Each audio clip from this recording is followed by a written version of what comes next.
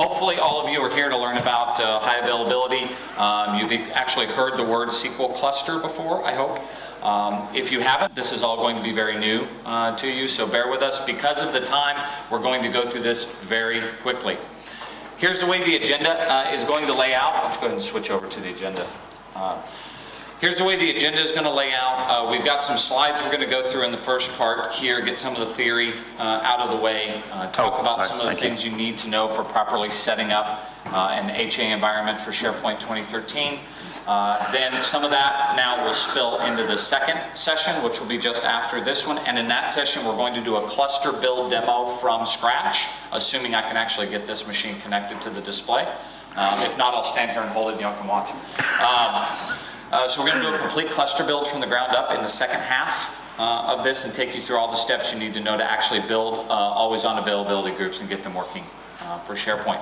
So in the beginning part of this, Miguel is going to go through all the background information, and I'll contribute here and there while I'm trying to get this machine connected. Here's our information if you want to get hold of us. We'll be around. Usually I'm the only one wearing the black hat around here, so I'm pretty easy to find. This time my partner in crime will also be sporting his hat today. So we're really hard to pick out of the crowd. We blend in around here, and we're hard to find. But just look for us wandering around out in the hall if you have any questions. Here's the social media information. If you want to get in touch with us, you can do any of these Here's Miguel's information as well, so you can get in touch with us. All these slide decks will be posted later, so you can get all of these links and whatnot and find us out. We'll be here for the full 3 days and into the 4th day as well. So we've got plenty of time if you have any questions. This is a big topic. There's a lot written on this topic and a lot of documentation out there, so we assume you're probably going to have some questions, even if they don't occur to you until after you've left the session. That's fine, we will be around. So let's go ahead and get started. I'm going to turn it over to Miguel to take you through the first part, and then I'll come back and join you for the demos.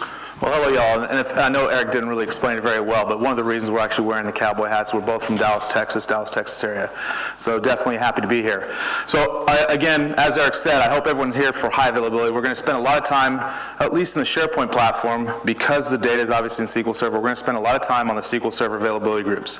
And you'll hear, one of the things I obviously want to talk about when we get to that point is making sure we understand the terminology. I will tell you, with the availability groups, and obviously some of the previous technologies such as mirroring, and of course the classic clustering, one of the things we probably have to get over is a lot of the terminology as it has changed as we've evolved into the availability groups and so forth. So having said that, one of the first things we want to start off is what is high availability? And I think the easiest thing to think about is we're making sure that our systems are always available, which means we can't have a single point of failure. And as much as we'd like to think that it would be very simple to do with something like an application, with SharePoint, with all of the different moving parts, service applications, the web applications, the SQL, it becomes much more complex, especially as we even start moving into virtualization. Obviously, putting all of our virtual machines into one specific host would be a bad thing as well. So when we take a look at that, we're looking specifically for removing that single point of failure. It's looking for the fully redundant systems.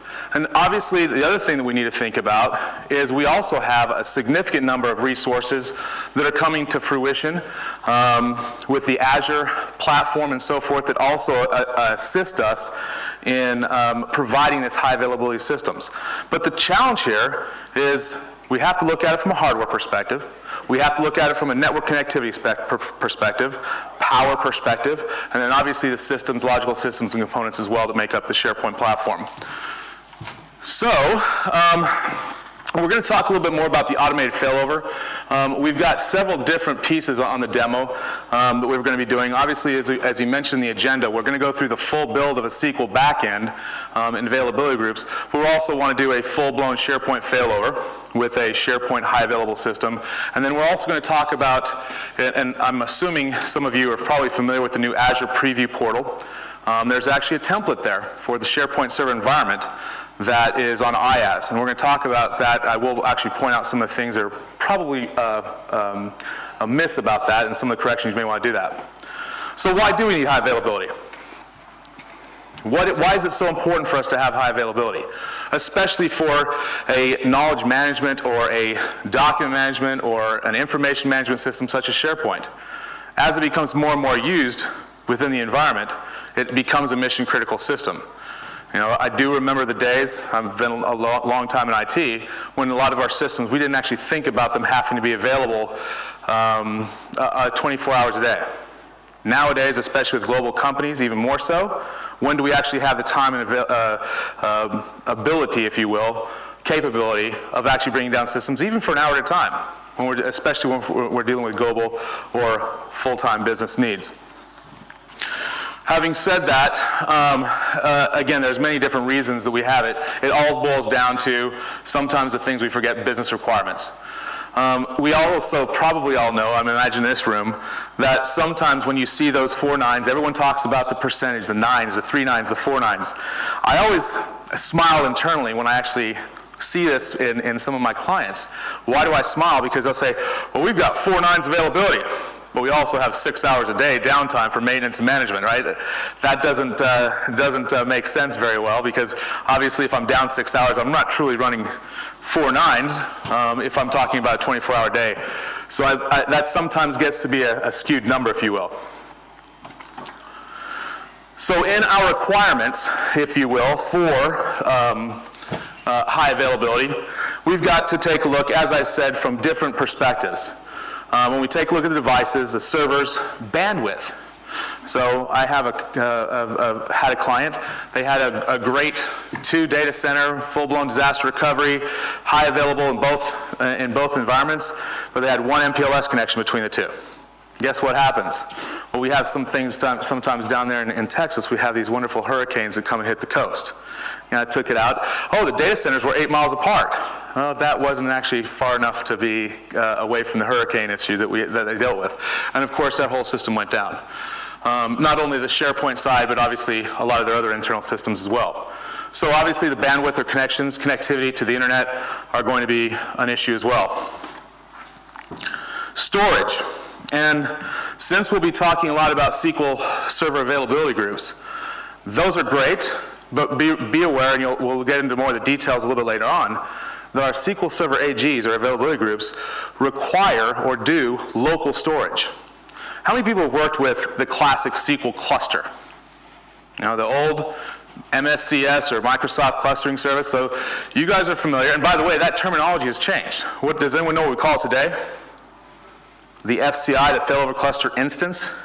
So we don't call it the cluster anymore, and when you actually start taking a look at the SQL Server for SharePoint for high availability, you'll see FCIs, or Failover Cluster Instances, and you'll see availability groups. And in fact, we can sometimes even use them together. Why do I bring this up? Because storage here becomes critical from an availability group. The second I do an availability group, I have to have local storage for all of the data on every single instance of SQL. Whereas if you're familiar with the classic clustering, we use shared storage, right? Shared drives, typically on a SAN or some type of iSCSI local connected storage. And it's shared. So I only have 1 copy of the data if I'm dealing with that. Does that make sense? So if I go to like a 4-node cluster in an AG availability group, I've got to have 4 times the storage. That is one of those trade-offs. And I'm not here to say that availability groups are much better and failover cluster instances are much better. Remember what I said? The most important thing is going back to business requirements, so the requirements that our users need. So that's just an example there of a significant difference in storage requirements. Okay? On the software, we are going to, we're typically, all of our demos on 2012 R2. We're going to be using the Failover Clustering Service, or WSFC, sometimes referred to. One of the reasons I like to make sure I give you these crazy acronyms is when you go out there and look on TechNet or MSDN, you know how sometimes it's very difficult to find the right information if it's actually up to date. So I'm making sure that you have that information as well. And then I guess the big thing here, you notice that you're probably not seeing anything left being discussed on SQL mirroring, which if you remember back in the, 3 versions now? That was the big thing. In fact, even in the UI, we had the availability to go ahead and say, oh, this is the failover the mirror, if you remember back in SharePoint 2010, going back that far. Has it been that long? So we're dealing with SQL Server 2012, which is where we first had availability groups. Quite frankly, we should be dealing, obviously, with the latest service pack, so Service Pack 2. and then obviously SQL Server 2014. Not a lot changed between those two, and we'll get into the details a little bit more, other than a number of nodes you can have as far as asynchronous replicas, secondary replicas. Anything else? I think, yeah. The file shares, by the way, was there because we'll actually use a file share as a quorum, as a node to determine quorum. When we actually get to those details. I say that because we'll also make the availability of the file share itself also highly available. So, I always ask this question. I'm going to hold off 2 more slides to ask the question. When we start doing high availability in even SharePoint or any system, but especially in SharePoint because it's so resource intensive, one of the things we have to be concerned with is how expensive it gets very, very quickly. Right? So we may start off with a classic 3-tier SharePoint application, SharePoint platform, but to go fully high available in that platform with all the resources, obviously you'd think, what most people think? They always think, oh, well, I just need 2 times that. That's not the case for SharePoint, as we'll see here in just a few minutes. So the cost can get very, very expensive. This is where sometimes we start looking toward other options, maybe IaaS, because we have, or some type of, and I'm not just talking Azure IaaS, I'm talking about any type of infrastructure as a service, cloud service, where we can actually get some of the benefits and the lowered cost of both maintenance, management, power, redundancy, et cetera, in the cloud. Does that make sense? The other challenge that you'll actually, if you truly do a high available on-prem solution, on-premises, is your patching and updates. I will point out a little bit later on when we do the SQL Server in the second piece that we have some new capabilities for literally doing patches and upgrades of OS, for instance, for SQL Server availability groups, which is actually fairly new. That's a good thing. All right, I said in a couple slides I'd start asking. So this should be familiar to everyone. What I did with this is I've actually got a classic 3-tier SharePoint farm. So this is your basic, full-blown, recommended architecture, minimum architecture for a 3-tier SharePoint farm. This should be very easy for everyone. The pieces in red, by the way, are obviously the BI components, or the SQL Server BI components. I put those because necessarily they're optional. They're not necessary. And honestly, so is the WFM. Technically, the WFM can go on a SharePoint server, but it's obviously something you also want to put in a dedicated farm per recommendation. Okay, and everyone should be familiar with this. So there's actually 3 farms here in a classic no-frills SharePoint deployment. Your WAC, or your Office Web Apps server, your WFM, workflow management, to provide the SharePoint 2013. And if you're doing Project Server as well, that's also required to provide the Project Server 2013 workflows as well. And then your 3 tiers. So the minimum here for all full capabilities of what we typically think with in SharePoint is going to be 5 servers. Okay? Does anyone know how many servers it is for a minimum of a SharePoint high availability on-premises solution? Anyone? Raise your hand, please.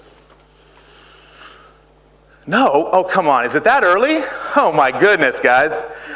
Okay. You guess, okay. 15? Oh, you're close. You're very close.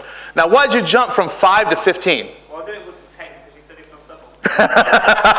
Oh, touche. I guess, touche. Well played. If we had something to give I know, I would toss it out to you. Anyone else? It's not quite 15, it's lower. 6?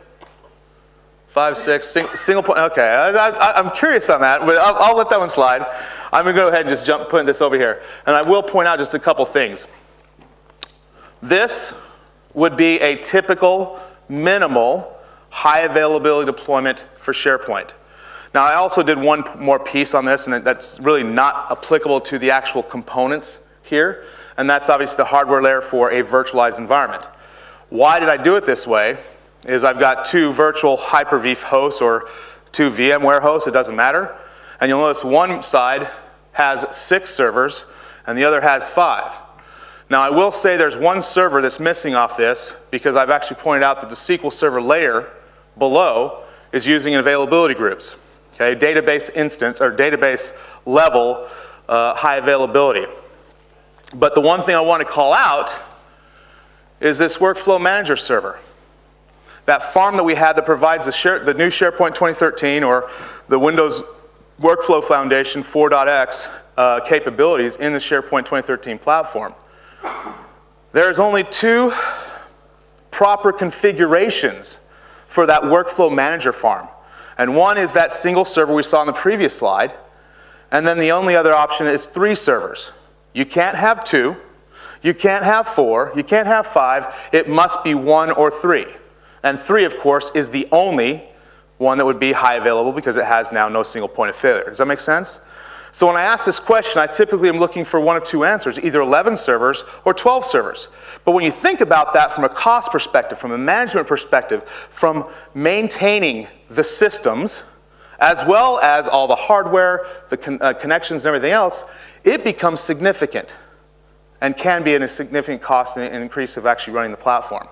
The one server you don't see here, I've kind of, I guess, physically called out, is that the SQL AG, or availability group, the SQL layer, requires a witness server for quorum. By the way, that's also one of the reasons we actually have to have 3 servers here. Notice it's an odd number, right? And how that works is what we typically do, and if you're familiar with classic clustering environments, we're looking for 2 to have the majority. Then I know that I'm actually connected. If I actually drop down to 1, I know there's possibly 2 others out there somewhere, and they could actually be the ones that I'm looking for to deal with.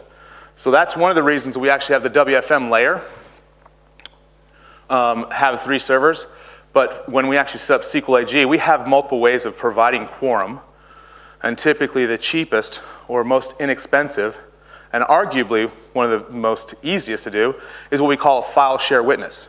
So we don't have to, like we did, if you remember back in mirroring where we had to have just any type of SQL version for that extra 3rd witness, we don't have to have SQL servers. We don't have to pay for the license. And that's a good thing, because now we're using, the SQL AG is using the Windows Server failover clustering and the file share witness. So let me, and again, I always throw this out, is everything on this diagram highly available? The secret, of course, is it's not. We're looking only at just SharePoint. We're not looking at power. We're not looking at internet connections. We're not looking at even data centers, right? Oh, did I just say data centers? Cross-subnet? Yes, we have some availability as well there. We may touch on as we get a little bit further. Again, a lot of this technology has changed, and it's really based off of the database side, which is why we're going to spend so much time. Now, I mentioned a little bit earlier that with the Azure platform or cloud platforms, we have the availability or capability to increase our high availability using Azure. Okay, first off, anyone here from Microsoft before I go down this path? Blue badge is out. Blue badge is out, yeah, please. I say this because I'm currently working on a white paper for SharePoint 2013 on IaaS. And I say that because it is a very viable option. However, from a cost perspective right now, in running all the cores and resources and memory that you have to have, it gets pretty expensive. And again, if I'm dealing with a client, what do you think I'm going to do? Just as I said before, let's fall back to the requirements. Is it something that you have to have because of one of 2 things? You just don't have the data centers. You're looking to probably put it into an OpEx, an operating expenditure, rather than a capital expenditure, which is typically the situation with large SharePoint deployments. Those are some of the driving factors.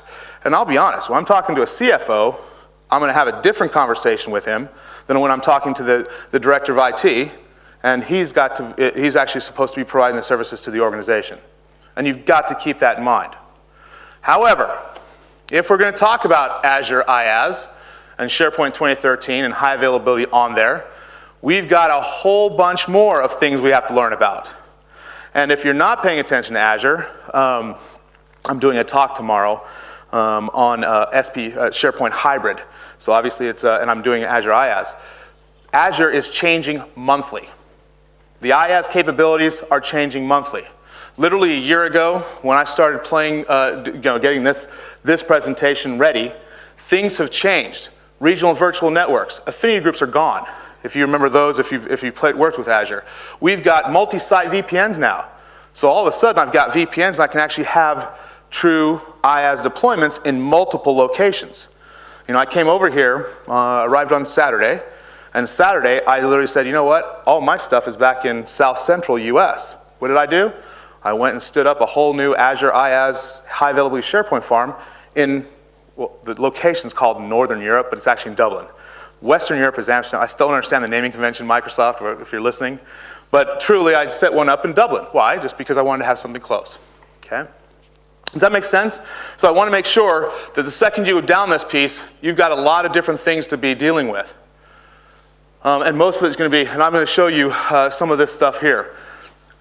There is a great resource, and I've kind of actually specified what this looks like. If you were to do a SharePoint 2013 deployment, high available, in IaaS, this is the basic components. This is actually just a little corner of a big PDF and Visio diagram that's referenced down here at the bottom, so I know you'll have the slide deck. But this kind of gives a very, very quick overview of the big high-level picture. Obviously, 2 endpoints, external endpoints into your farm, going into each of the layers. And one of the things that's kind of interesting here is if you're not familiar with the Azure Availability Set, basically what that means is I'm ensuring that one of those machines is on separate hardware. So that if the hardware piece in the data center actually drops, it's actually there and available on another piece of hardware. Does that make sense? So it's an availability set. And you'll notice that the availability set is basically broken down by your layers. Your web front end has 2 in an availability set. Your app layer or application server in SharePoint has it there. And then your SQL server. And one of the things here is don't forget you still have to have that witness, which is going to be a file share somewhere for the availability group.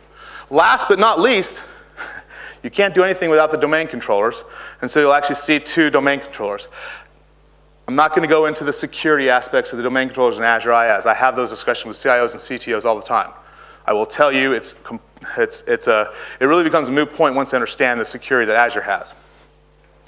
Of course, we have the site-to-site VPN. What they haven't updated this with is the ability to do multi-site VPN too. Don't forget that. And multi-site VPN with Azure means I can actually have multiple Azure locations, if you will, connected to multiple data centers of mine, if I have multiple data centers. So what you see there is obviously some type of either physical VPN device or a Windows 2012 plus RAS server that creates the site-to-site VPN. And of course your Azure or your Windows AD there too. There's some interesting things. I would actually point you to Neil and Manas are doing some really interesting things also on some of the identity management now as we start seeing this stuff. If you're dealing with Azure, you probably also have Azure AD. And some of the capabilities there are phenomenal, especially when dealing with on-premise as well. Just a whole separate topic, trust me. Now, how many people has actually seen the Azure preview portal? The portal.azure.com? Okay. So one of the things that we have there in the Azure preview portal is a high available template for SharePoint. And this is what it actually is. When they first deployed this, this has changed since they first created this. This last version is just as of a couple months ago. Actually, it might even be this month. We're in April still, right?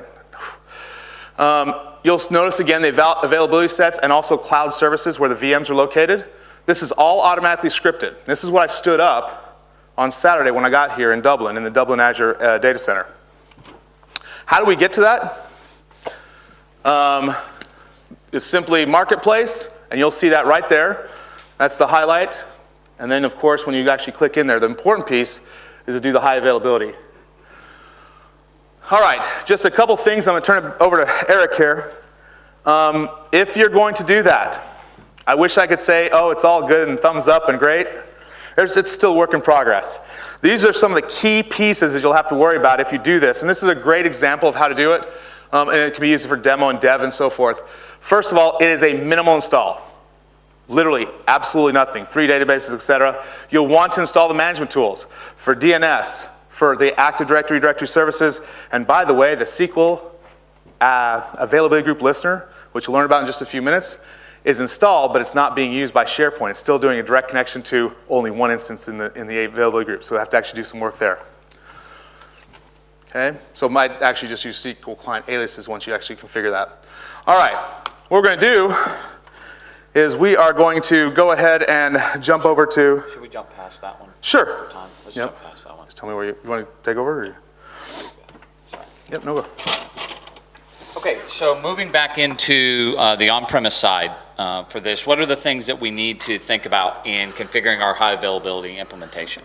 By the way, for those of you who thought Southerners talk real slow like this, you're learning today that in Texas, we don't do it that way. We talk a whole lot faster, and today we're talking extra fast. So apologies for our impenetrable Southern accents here most of the time, right? But hopefully you'll be able to play this back like on half speed and actually get what we're talking about, but because of time, we have to go really fast. All right, firewalls and routers, make sure that you have these things sorted out in your environment and you've worked with the network team beforehand. I know they're weirdos who don't really talk English over there, but try and get those people involved in and talking about, hey, do we have separate VLANs for our connections? Do you have one firewall out there that can go down? Do you have some sort of high availability setup for that? Because if their hardware goes down, guess who gets blamed? We do. SharePoint's down. Right? No, it's the router, the customer, the user, the customer. They don't care. All they know is SharePoint is down. So make sure that the network people are on board. Make sure you've got hardware load balancers out in front of your systems if you use hardware, or the software load balancers built into the Windows stack, and that you're load balancing all of your applications, your web front ends, etc. All right, storage. Storage is really, really important. When you're doing localized storage, most of us are probably using SANs in our environment. Make sure you have your LUNs all sorted out for connectivity to your SQL databases. Make sure they're identical on all your boxes. I know the network people are really hard to talk to. The SQL DBAs are next to impossible to talk to. They rarely crawl out of their little data server hole. But if you wave some meat at them, right, sometimes they'll come skittering out of there and you can actually get them engaged. Make sure you get all that stuff sorted out because high availability is important, but so is performance. And if we don't get that stuff right to begin with, it doesn't matter how fault tolerant we are. If SharePoint's not responding, if people actually can't upload data, then all this work we've done is for naught. So we need to make sure we have all that stuff sorted out in advance. Storage, dedicated versus shared.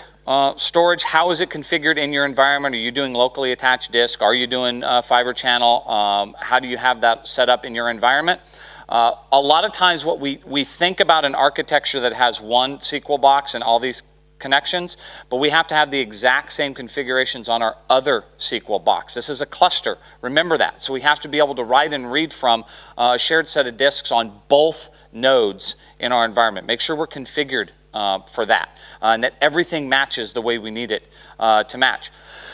Different quorum types for SQL. So this is part of the whole SQL clustering logic where, just to break it down real simply, we have two servers. We need, if one goes down, the other one to pick up. Okay, but unless there's somebody watching both servers to see which one has gone down, it doesn't know where to go to fail over. That's the whole idea of a quorum. A quorum adds a witness or a third party that says, I'm watching you, and when one of those boxes goes down, it can switch traffic over here. In classic clustering, we had to have a separate SQL server to do that for us. It would stand as a middleman in between. Nowadays, we don't have to. We can actually do a file share witness where we just have a set of files somewhere that maintain the replica copies that we need so that when one system goes down, the other one can pick up from that same file witness. That's how we're going to configure for always-on availability groups. That is not necessarily, however, a prerequisite. You can still do classic failover clustering with always-on availability groups. You'd set up your SQL clusters the way you normally would, and then you layer the AG stuff on top of that. Okay? It requires more servers and more complexity, but it still works. Active Directory, make sure your AD also is high availability. Yes? Sorry, it's just the point you made about putting availability groups on failover cluster. The biggest downside to that, as I understand it, is the automatic failover for AGs doesn't work. That's correct. That's correct. So is You have to do manual failover. So one thing that I want to be clear on, because what that means, remember, automatic failover is only for the primary replica. So what we'll do is we'll obviously typically put that FCI, the failover cluster instance, in an availability group because it can only handle one, but the primary replica will stay as one. And then that can actually be automatic failover. What can't be done, to your point, is I can't have that failover cluster instance availability group node actually have automatic failover turned on. Does that make sense? So we typically have that failover to this piece. It's definitely a downside. The other piece you have to be careful of is because I have two nodes in an FCI, I can technically have a separate instance that's not part of the FCI. That is also not supported to have the availability group node in that as well. To be clear, but very good call out. So in some cases, and I think we've got, we talk about automatic and manual failover here in a bit, but in some cases you actually want to have manual failover in a high availability scenario. For example, when you're failing over from data center to data center, you don't want that to happen automatically because your secondary replica may be read-only in that alternate data center, and you don't want to have the system deciding to flop over to a read-only replica, and you do want it to be manual. Right? So part of the decision process here is to determine whether automatic or manual makes sense for your environment and what type of high availability you're trying to provide.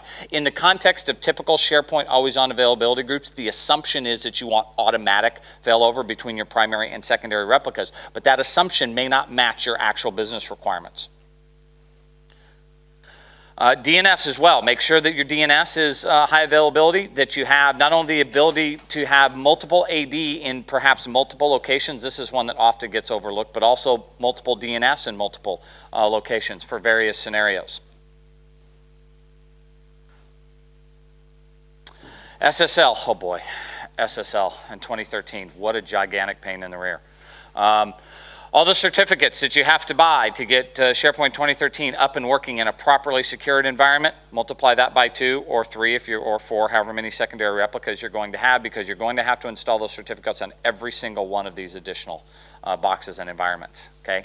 Sorry, that's just kind of the way it is, and so you'll have to prepare for that when you're planning. Right? We said this gets very expensive very quickly, and these are a lot of the little things that you maybe don't anticipate up front that you're going to have to put them all into your spend request to get all this stuff deployed and keep them maintained. Please don't, like one of my clients did, let your SSL certificates expire on your DR farm and then try to do a manual failover to your DR farm, right? That doesn't work. Pay attention to those certificate expirations. Okay, let's talk specifically about some of the SharePoint issues when it comes to high availability. So on this next slide, what we're showing you here is the things that are HA and are not HA within your SharePoint environment. There are two types of failover, synchronous and asynchronous. Okay? We'll show you when we set it up what the difference is between there. Synchronous is pretty much an always replicating copy of your databases. Asynchronous means that it's taking snapshots and moving them across in an asynchronous environment. Async is good for low bandwidth connections, say between data centers, but it has some significant risk. And the risk is you may be working with outdated data when you do a failover in an asynchronous mode.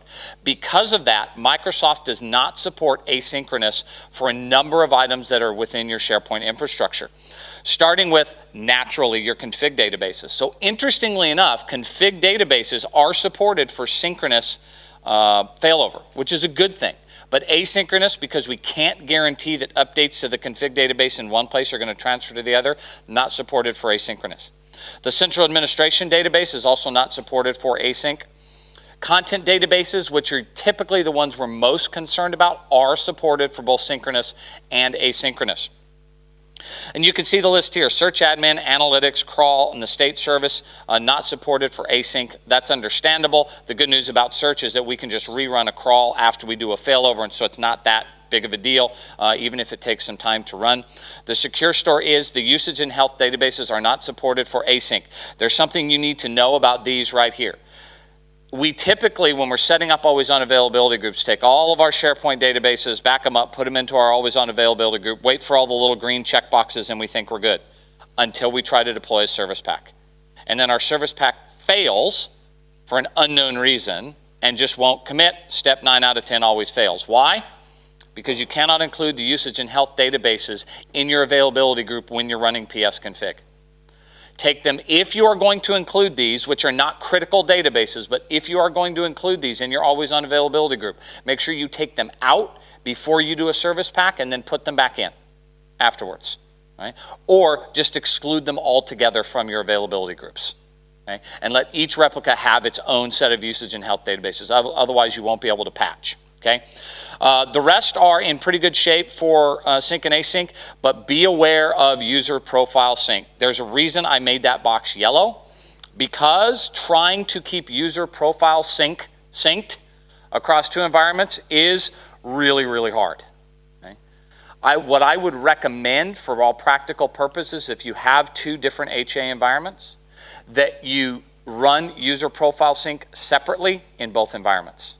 Don't worry about trying to replicate that database across. Just set it up to do a full synchronization in both of those environments. That will make sure that your user profile databases are always in good shape. If you try to synchronize them, they may or may not work. Right? It's a risk. Search. Async replication is not supported at all in search. That's just the way it is. There's too much risk for deltas between those databases, right? So run your search crawls and things separately between those two environments. I know it would be great, especially if we have big search corpuses, right? Millions of documents, to just have those synchronized between the two so we don't have to do these crawls that take days in both of our environments, but it just doesn't work all that great. User profiles, I mentioned this a minute ago. It is supported, it can work, but there are issues with it. I don't really recommend it. If you, go back just a slide, if you have to ensure that you have proper synchronization between both environments, you can do a backup and restore the databases, that will work, or you can just simply reprovision them in the new environment. Distributed cache, oh boy. How many of you saw the announcement last week about App Fabric going away? Yes? Guess what the distributed cache runs on? App Fabric. Guess what 2013 relies on? Distributed cache. We got a problem, Houston. Something's wrong here. I wish I had a great answer for you right now. I don't. All we know is that this is going away. How that's going to work? No idea. For the time being, don't do anything different. Okay? Maintain your distributed cache as you always have in your environments. Plan for your distributed cache when you are in an HA scenario, right? That means spreading it across multiple boxes, understanding where the limitations are, being aware that you can dial up your distributed cache on each one of your boxes, right? But you can only have a maximum of 32 gigabytes in the entire farm for distributed cache in total. So even though you spread it across 3 or more boxes, there's a maximum amount that you can have in the cache for the farm. At a minimum, if you're HA, have 2 servers, each running distributed cache. Okay? And that should protect you in a failover type of scenario.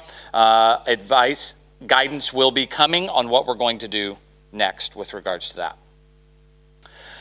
Request management, oh boy. This is a big, ugly topic. How many of you are doing request management at all? Excellent, good. Carry on.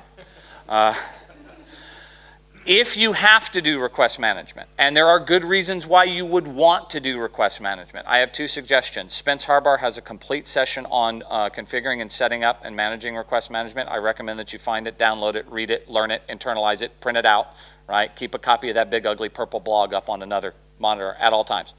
The other thing is there's some documentation on this on TechNet and MSDN that you can go out and read to learn about request management. From an HA scenario, if you are running request management in your environment, make sure you have at least 2 servers running, which you should anyway in HA because it has to be running on your web servers. If you have more than that, make sure it's running across all of them.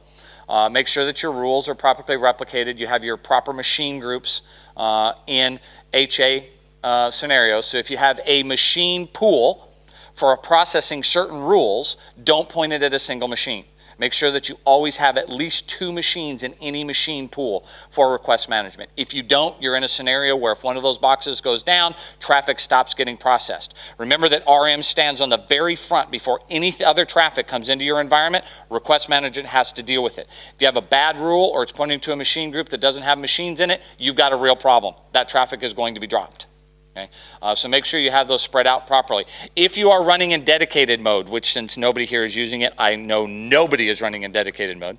But if you are running in dedicated mode, right, you're not talking about multiple RM servers, you're talking about multiple RM farms. Because RM in a dedicated scenario runs in its own farm. So if you're going to be doing that, if you have more money to spend than you know what to do with, I suppose this is a good place to put it. Otherwise, run it integrated and just make sure you have the proper distribution of machines. Access services, don't use it. No, I'm just kidding. There are no Microsoft people here. Delete that from the recording, please. Scrub that part. Access services. They're a funky beast, access services. So the thing to understand about access services is it allows users to create databases ad hoc on the system, okay? That's arguably a good thing. From HA, it's a very bad thing because those databases that they're creating do not automatically get added to the always-on availability groups. So if you want to include those in your availability sets, you're going to have to make sure you add them manually or have some sort of maintenance script or something that runs every day that picks those up and adds them into your availability groups.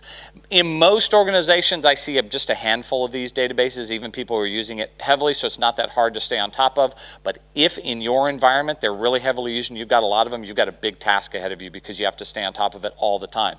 And be aware that there's some changes you have to make to SQL in order to get access services to work at all. You must have contained database authentication turned on. Absolutely, positively must have it. That means that the authentication is happening within each database, not on your SQL Server as a whole. So that when that database gets replicated from one environment to another and you fail over to the other environment, it has to be able to use that same set of authentication contained within the database. Okay, so that has to be enabled for access services. BI. Some things work and some things don't for BI. So for analysis services, you can configure it for read-only replicas. If you are doing SSRS, from a practical perspective, it's not really AG compliant. It's not really there in a failover scenario, at least not automatically. Can you make it work? Yes. Requires a hot fix to be installed in order to get it to work. We've given you the KB number here. However, it will never have automatic failover for SSRS. It has to be manual to failover from one database to another. I know that's a bummer. It would be great if it would, but it doesn't, unfortunately. Okay? And the other bit is our Power Pivot. Not yet tested is the official word. Will it work? Yeah, for the most part. I actually haven't seen it fail yet, but it's not officially, or at least the last check wasn't officially supported for failover, but try it out and test it in your environment, see if it works for you.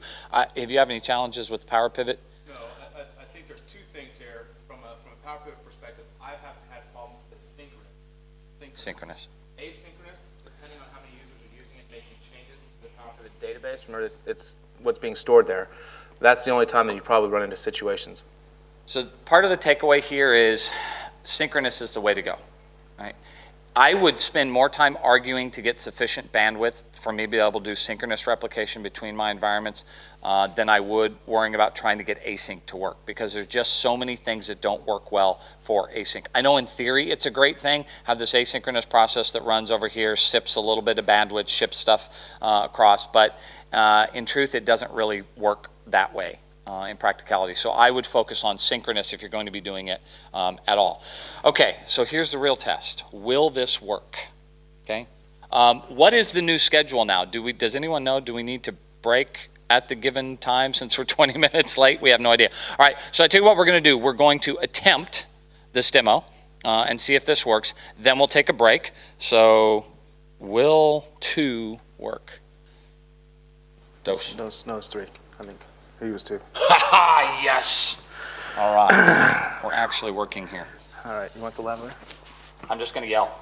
Well, they need to record it. Oh, they need to record it. Well, this should be fun.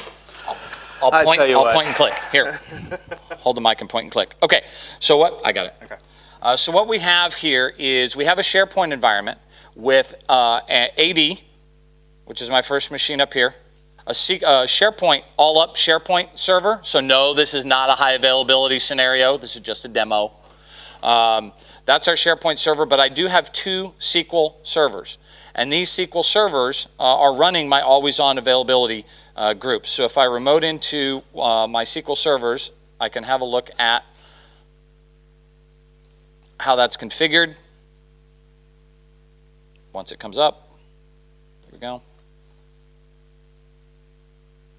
So I have all of my SharePoint databases in an always-on availability group between both of these machines, which means in theory, doing synchronous replication, in theory, I should be able to just turn one off and have SharePoint actually continue to function. What are the odds that that will actually work? Anybody want to take bets? I bet you get a good over-under on that one. How many people, just out of curiosity, how many people are using availability groups right now? Okay, good. Okay. Good. All right, so here's my dashboard. This shows all of my SharePoint databases up. All have the nice little green check boxes. It's all looking good. This machine is my primary replica. Everything is hunky-dory. Now, or I should say this is my secondary. What I'm going to do is B, SQL 2014B, if you can see that type up there, is my primary instance. This one I'm remoted into is my secondary instance. So I should be able to just shut this thing down and have SharePoint to continue to work. So let's look at our SharePoint instance. Here's SharePoint up and running, talking to our databases, right? All is good. Let's now go into Hyper-V and let's have a catastrophic failure of our primary replica, right? Which would be as simple as, oops, somebody turned off my SQL. My machine went away, okay? Will SharePoint work? Well, that's questionable. It might, hopefully. Watch the spinning circle and hope. The longer it takes is a good thing, right? Not necessarily. Sacrifice the chicks myself. So what's happening now is it's coming into the cluster instance. The cluster instance has seen that one of the nodes is down, right? And it's redirecting traffic to the secondary replica to read from those databases, right? So it does take a few seconds, depending on your environment configuration, right? This is resource intensive. So I'm running on a local machine right here with only so many resources available. The faster your virtual CPUs, the more memory and processor you have, the faster this process is going to take place. Also depending on what your network configuration is. So with any luck, there it is. So one SQL server just went away and SharePoint continues to function, right? That's pretty good stuff considering I did this with a very minimal set of resources. This isn't even an HA environment. One SharePoint server with 2 SQL servers, right? Minimally configured to just talk to each other over the network and share the databases between the replicas, right? So that's pretty good stuff. You can implement always-on availability groups in your organization without having to do full HA. You don't need 11 servers to make that happen if you want to have a minimum layer of redundancy in your environment, as long as you have 2 SQL instances and a file share. Remember that you must have a file share on the network that both of them can communicate with. In this case, it's running on my domain controller, so that can act as the witness. Right? And that gives you a base level of high availability for your environment. In the next session, what we're going to do is we're going to continue talking on some of the aspects of doing SQL specifically, and we're going to do a live build of the cluster that's running behind the demo that I just showed you. We're going to build that from the ground up, and I'm going to show you how we do always-on availability groups and the failover clustering from scratch. So barring any other direction on what our new schedule should be, why don't we go ahead and take the break now, and then we can come back in the second part and do the full build. Does that sound good to everyone? If anyone has any questions, excellent. Feel free to come up and ask those questions. I know we didn't have any at the very end of this, but feel free.